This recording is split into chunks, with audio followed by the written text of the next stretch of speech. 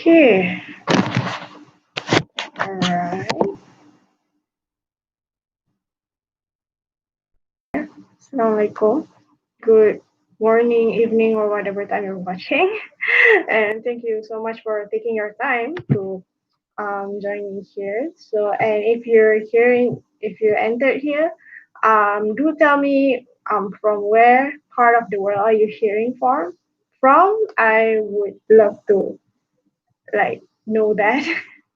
So today we're going to talk about a popular issue that has always been an issue. And I titled this video, What Malaysians Can Learn from Black Lives Matter.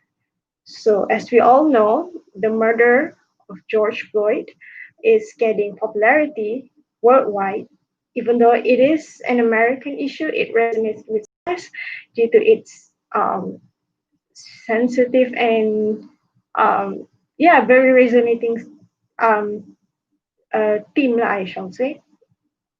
So of course, including Malaysians are showcasing and giving our solidarity to fight for justice for the one who's been oppressed in the United States. Because I mean, let's face it, even we Malaysians, the non-Americans one, can see the anti-black sentiment. You know how the black people in the US have been oppressed. Like literally, Black people are getting murdered in open public places by authorities. It's really, really heartbreaking, the least to say. I'm getting lips. Um, I mean, yeah, even we could see that. And this is not the first um, unjustified murder of Black people. Countless of Black people in America have been arrested, and there are, I mean, forgive me, I don't know the real statistic, but I'm sure there is at least 100. So, you know, ambil tiba lah orang cakap, how can we take the lessons from there? So, I just want to ask, precautions. We can also be like that, you know. If we Malaysian do not take precaution, we could grow into a nation that on the surface may seem have it all, may seem to live harmony with other races, but as a matter of fact, we have problems. So let me tell you, firstly, for now, obviously compared to what's happening right now in America, Malaysia is okay. Malaysia is, harmony, harmony does not mean defined by having no problems at all. Okay. Cuma there are some things that they're Muslim menzalimi agama dan bangsa lain. And I'm not talking about oppressed, ingat balik belajar sud zalim. Maksud zalim adalah meletakkan sesuatu bukan pada tempatnya. Dan lawannya adalah adil. Meletakkan sesuatu pada tempatnya. I mean, that's it. I mean, from the very basic level kan. Of course, itulah dia zalim dan adil. Perbezaannya pada meletakkan sesuatu itu pada tempatnya atau tidak. Itu saja. Jadi sama kata aku kata Melayu Muslim menzalimi. Sebab aku tak rasa kita bagi apa yang mereka. Sebab aku rasa kita bagi diorang hanya yang kita rasa, yang Melayu Muslim rasa mereka perlukan. Bukan apa sebenarnya yang mereka nak dan mereka perlukan. Sebab walaupun kita relatively aman, macam cakap, kita okey je. Kita okay. Sengaja buat isu sebab nak mengganggu keharmonian. We don't create conflicts out of thin air. We don't do that. But there are people who does. Dengan sengaja membangkitkan sentimen sensitif dalam kalangan kita. That is definitely a wrong thing to do. But I do believe benda tu bukan saja-saja timbul. Like I said, it's pure from thin air. Jadi kalau korang perasan, like I'm going like very general here, aku tak nak sebut apa-apa. Korang perasan, yang menimbulkan isu-isu ini adalah biasanya kumpulan yang bukan majority. I mean, to even call them minority, like we have a lot of numbers of minorities also big in Malaysia. So So, but being the majority itself, it has its influence. So, itu maksud aku. Jadi aku rasa apa yang berlaku adalah mereka cuba memberitahu kita sesetengah benda yang kita rasa macam tak penting. Tapi sebenarnya penting dekat diorang. But then we as a majority telling them that it doesn't matter. But it does matter to them. Maybe it's not to us, but to them it matter. Tapi sebab kita tak nak dengar cakap, diorang bengang. So they think that kita ni sebenarnya, majority ni sebenarnya against kumpulan minority. Jadi kebengangan ini dimanifestasikan dengan cara yang salah. Cara meluahnya itu salah. Yang majority pula macam like, apa ni like, kenapa kau sounds weird. I mean yang menjaga mereka, yang kasih tempat duduk hidup sama-sama dengan kita, dan sekarang mereka sengaja nak lawan kita. Padahal isu asalnya adalah dia berpunca daripada salah faham je. One people seeing this as important and one people seeing this is not as important or not important at all, as a matter of fact. Boom, boom, and yeah, you know. So yeah, and this is why I believe initially happened in the US. You know, after slavery, white people think that they probably, you know, kami dah hapuskan racism, kami dah hidup sama-sama dengan bangsa kulit hitam, kami ada kawan kulit hitam, kami ada teacher kulit hitam, kami ada tu. Which is true, you know, as a matter of fact, kalau you dah, slavery is gone and then you're living together, that is true and that is good. Cuma akan ada isu-isu yang black people akan cuba bangkitkan. But then nanti white people, dia orang balas, you know, we liberated you, you know, you nak complain pasal benda ni ke? Like, you know, like, sebelum ni like you such in a low position, but now, you know, we're together, like, korang tak boleh nak syukur lagi ke? So, yeah. Macam mana tadi? So, itulah, mereka macam benda yang pada pandangan majority tak perlu dikomplain. Sebenarnya itu yang kumpulan minority nak sangat diselesaikan tapi tak dapat. Excuse me.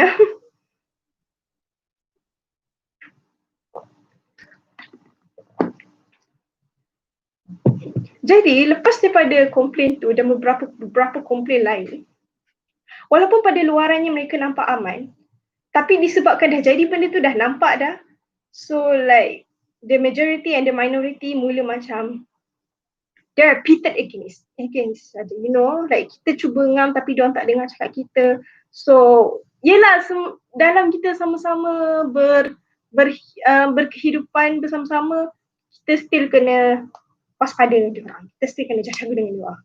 Macam tu lah. So I mean the fact that, you know, like white people as majority, it's kind of like we liberated you from slavery. So tahanlah sikit the fact that you live as a suspicious being in America, you know, like, you know, and we police, we need to take every measures in order to protect the majority's sense of security. Because security tau, sense of security. Nak buat macam mana? So yeah, that's it. I know, like hearing this, it doesn't make sense. But that is what I believe subconsciously. And I say subconsciously sebab it comes from our instinct of want to protect ourselves actually. Itu sebenarnya, it's come from the very basic instinct of us, want to protect ourselves. And instinct yang offense dulu. Yeah, you know, like we serang supaya kita akan selamat. Macam itulah. That I am someone who has a lot of visible privileges in Malaysia. Like, kita semua ada privileges, but you know, being a Malay, being Muslim in Malaysia, being in an urban town, having strong internet access to do a life is actually a luxury and a privilege that everyone should be thankful of. You know, so I'm talking fully, humbly from the fact that I do acknowledge my privilege. And actually it would be humiliating for me to not do so. So what's happening right now in US, I don't want to see that in Malaysia. You know, I don't want us to be pitted against each other. So here is, I think, what we should do. Here's, I think, like how we should change our style in living with each other. Firstly is to, how do I put this? Um, Firstly is to actually, when it comes to things not about our group, when it comes to things not about our races, about our religions, or things like that, when there's visible groups with visible distinct actions and beliefs and ideologies, kalau tak melibatkan kita, tak payah campur sangat lah. Tak payah campur sangat, and actually like mind your own business. I don't know how to put it, and I'm not talking as like, okay, mind my own business, saya saja lah. No, I'm not talking about that. Macam ni, sebab aku tengok selama ni antara usaha kita nak tunjuk bahawa kita betul-betul hidup dalam harmoni adalah selalu nampak dalam iklan kan, kita portray that we intensely living together and our lives are very intertwined, like like kalau berjiran macam like kejap-kejap datang rumah, lepas tu kejap-kejap meraikan sama-sama, lepas tu kejap-kejap tolong ni with like, that is an ideal. Yes, it's good, it's very good, but it's not the standard. Maksud aku macam ni, aku terfikir kalau ada jiran Muslim aku buat majlis, okay, katakanlah like I'm a Muslim, so katakanlah ambil contoh Deepavali, perayaan Hindu kan, katakanlah dia orang buat majlis perayaan Hindu dan aku tak nak pergi majlis tu, adakah dia membuatkan aku less Malaysian? Adakah dia membuatkan aku less one Malaysia? We haven't heard that since 2018, by the way. Satu Malaysia. Okay. But yeah, you get what I mean, right? Like, adakah kalau aku tak nak pergi tu, adakah aku macam racist? Ataupun macam, begitulah kan? Sebab aku rasa tak. Sebab apa? Sebab asal aku tak pergi. Sebab aku sambut Deepavali. Tu je. Like, okay, you guys sambut Deepavali. Okay lah. You guys sambut lah Deepavali. So, tu je lah. And then I think the same goes to me. Aku tak rasa aku yang non-Muslim terasa hati sebab aku tak jemput diorang. Sebab diorang bukan sambut raya. And I deserve the basic right to celebrate the people that I want. So majlis saya raya, Aidilfitri adalah majlis perayaan orang Islam. So I want to celebrate it with Muslims. I don't want to celebrate it with non-Muslims. Kenapa? Because I hate Muslims? No, because non-Muslim don't celebrate Hari Raya Aidilfitri. It's as simple as that. So, yeah. So, you don't have to invite us. Ni maksud aku macam mind your own business. Macam, okay, you're doing your thing. Okay, you do your thing. Macam tu lah. And then kalau you nak extend ajakan perayaan tu, bagus. Tapi tak perlu. Dan kalau ajakan tu dipanjangkan sekalipun, penerima ada hak untuk tak pergi, simply dia tak celebrate. Maksudnya, contoh kalau aku ajak jiran non-Muslim aku tu, jomlah datang majlis raya Aidilfitri. Aku tak perlu terasa hati kalau dia tak nak. Simply sebab dia tak nak. Like maybe should rather watch TV than come home. Sebab dia tak celebrate pun. So it's like, okay, you nak pergi tak? Oh, tak apalah, I tak nak pergi. Okay. Setelah. Dan samalah dengan jiran non-Muslim aku. Kalau aku dijemput, I have the right to not go simply because I don't want to go. Simply because I don't celebrate it. Contohnya nak pergi majlis Deepavali. Oh, okay, tak apalah. Saya tak sambut Deepavali. That's like, oh, okay. Selamat bercuti. So dekat Malaysia ni, raya agama mana pun semua cuti. That's one of the best things living in Malaysia. We have a lot of cuti umum. Okay, so yeah, you get my point, right? You get my point, right? Senang je. It's a very simple principle. And then second, daripada situ, when we're not that much minding of people's business, it would be easier for it would be easy to listen to them if they have legit problems. Sebab kenapa aku cakap macam mind your own business? Sebab it's easier to listen sebab kita tak dengan perceive awal-awal, oh, we are living together nicely, so I do what you say doesn't apply. Macam, oh, kita dah hidup sama-sama, kerja sama-sama, and then they try to see macam, boleh tak you jawab macam ni? Alah, kita dah ni je, ni apa salahnya ni? So that is a problem. That is one yang kita kena tackle. So Sebab contoh, aku bagi contoh terbalik pula contoh melibatkan diri secara langsung adalah haram. If you do that upacara, itu memang that goes without saying lah, as a matter of fact.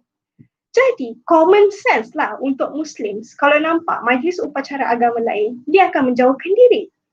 Adakah sebab dia benci? Adakah sebab macam ni majlis syirik macam tu lah kan? Tidak, sebab that's common sense lah. Like I shouldn't be doing this. Okay, I stay away.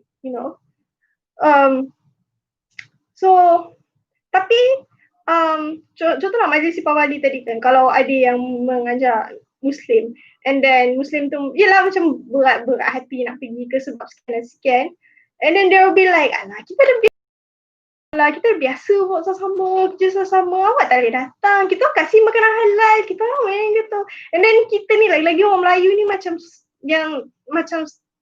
suka sangat jaga hati orang kan, so kita macam dengan berat hati macam okay lah kita datang.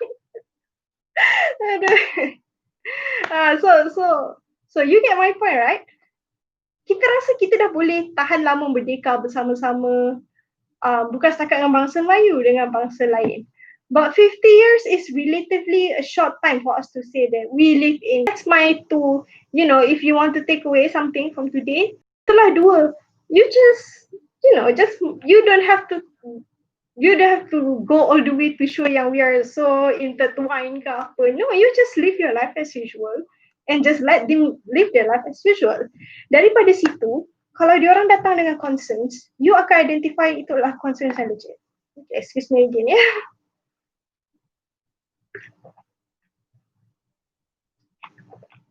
Okay, Alhamdulillah. Jadi, apa aku cakap tadi? Okay, so 50 years is relatively a short time. Jadi, it's okay for us to acknowledge. Sebab aku rasa mungkin ada yang dengar ni macam kita ni aman je lah. Kenapa you cakap macam ni? Kita ada isu mana? Dia kita 50 tahun ni berikan ni mana ada isu? You don't have to do that, It's okay to acknowledge that we have issues, every people have issues, every nation have issues, every races and religion groups have issues. It's okay to acknowledge that. It's okay to acknowledge that we are barely beginning untuk mencapai harmony. 50 years is a long time and I am proud actually as Malaysians to see what we've become. But relatively to say that kita dah sampai goal kita adalah hidup. I mean that's the plain truth lah, hidup. Jadi it's okay to acknowledge that. So yang minority tak perlu terbeban untuk conform dengan majority. If you think there's legit issues that you need to voice out, just voice it out. Dan yang majority pun tak perlu rasa terancam apabila minority bersuara, because that is their right and our right is to listen. And the same goes both ways. Our majorities maybe also have issues yang the minority fikir macam tak berapa penting, but it actually is. So itu pun they deserve to hear from us as well. So aku bagi satu contoh untuk menutup, taklah tutup panjang lagi ni. Tak adalah. It's just like the last example I can give lah. Aku sepanjang hidup aku belajar sejarah Islam. Apa yang aku faham adalah specifically sejarah Islam zaman Nabi masa mereka nak mula meluaskan kuasa. Jadi style diorang adalah apabila dia menakluk satu kawasan, bukannya diorang macam nanti kepada dia bukan macam British tau datang sini. What I mean is diorang datang lepas tu okay macam buat sistem baru and then terus masuk campur urusan tu. I mean Indonesia aku ingat aku belajar lah kan, masuk urusan sultan, masuk itu masuk ini. Orang Islam dulu diorang bila takluk kawasan, diorang just okay ni kawasan kita and then no move on ke kawasan seterusnya. Diorang just bila datang tu diorang just macam should I say bureaucratic or just administrative things yang diorang sort out. Contoh like okay, korang sekarang bawa nama Islam, so korang kena bayar dan macam ni. Okay clear okay, tak perlu Islam. Dan kalau ada yang perlu Islam sekalipun, biasanya tak akan ada major changes pada diorang. Ketua mereka dikekalkan dan mereka just hantar satu wakil lah daripada dalam kalangan sahabat Nabi, orang dalam Madinah kan, just hantar seorang je pun, like duduk, okay, ajarkan basic Islam, sebab takkanlah dia nak masuk Islam lepas tu terus terus dia pergi kan. So okay, seorang ajar basic Islam, okay, ajar apa? Ajar solat, ajar solat lah biasanya, solat. So what I mean is they technically don't care in a good way. You know, mereka fokus, apa yang mereka fokus adalah misi mereka untuk sebarkan Islam dan sebarkan kuasa Islam dengan cara yang betul. Jadi, when they don't care, when they basically don't care, it gives the people under them the freedom that they need, the freedom that they deserve. Walaupun selepas bernaung di bawah Islam. Dan apabila mereka ada masalah, masa tu orang Islam akan dengar betul-betul dan selesaikan. Satu cerita, zaman Khalifah Umar Al-Khattab, Governor Mesir masa tu Amr al-As nak buat masjid. Tapi tapak masjid yang dia nak buat masjid tu, ada satu rumah Yahudi tua. Betul-betul dekat tengah. You know, ada tengah-tengah tu. So macam, like, oh spoil je lah kan. So puaslah dipujuk Yahudi ni, lelaki ke perempuan ya? I'm not sure. Sebab I remember cerita ni quite differently. So ini daripada apa yang aku Google balik lah. So kita cakaplah seorang Yahudi tua So puaslah dipujuk Yahudi tua ni, jual lah tanah tu, jual lah rumah tu, kasihlah kita bina masjid kat sini. Tapi dia tak nak. Dan well, I guess maybe sebab time tu masjid kena dibina di situ. Jadi governor gunakan kuasa veto dia untuk robohkan rumah tu. So, and you know, from kita dengar sekali imbas macam kesian tapi nak buat macam mana kan, betul kan? Like kalau kita dengar macam oh kesiannya, tapi yelah ketua dah cakap macam tu kan, ketua ada kuasa macam tu nak buat macam mana. Jadi Yahudi tua ni dah jadi benda tu, dah roboh masjid, dah roboh rumah tu, bina masjid tu. Yahudi tu pergi dari Mesir ke Madinah, which I don't know, maybe takes, you know, like zaman dulu bukan zaman sekarang kan, maybe takes like weeks or months, di Mesir ke Madinah directly untuk mengadu dekat Khalifah Umar time tu. Dia pun cerita lah dulu betapa susah dia bekerja dari muda sampai ketua, barulah dapat duit, barulah dapat beli tanah tu, barulah dapat rumah tu. I mean it's a treasured it's a treasured it's a treasured wealth of him lah. Excuse me again. Jadi dengar cerita tu kan, Khalifah Umar mengamuk gila. Like, why the hell would you do that? You know, why you pergi robohkan rumah dia? Dan pendek cerita,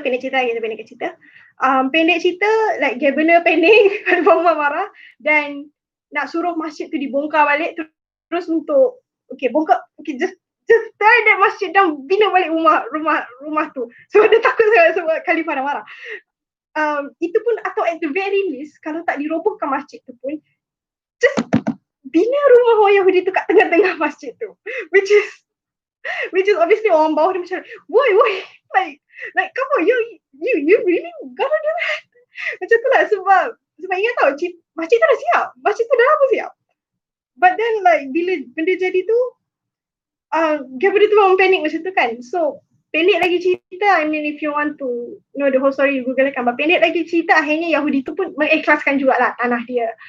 So ibrah aku adalah, kalau korang dengar cerita ni, boleh je Khalifah Umar cakap, you know, pembinaan masjid sangat penting bagi umat Islam.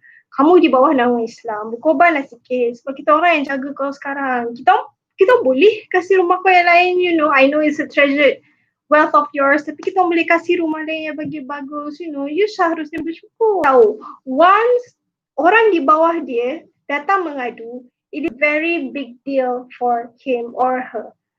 Dan pada dalam kepala dia pun tak ada nak fikir nak buat Islam ke, majority minority ke, bersyukur ke apa, you know, just dalam kepala dia, you know, you come to me, you have an issue, dan tanggungjawab I terutamanya sebagai seorang khalifah untuk selesaikan benda ni. Itu je. And I'll do whatever it takes. You know, if it's really important to you, like for me, what Islam teaches me, I need to honor you and your problems, your genuine problems. So yeah, I think that's a really good story to end this life.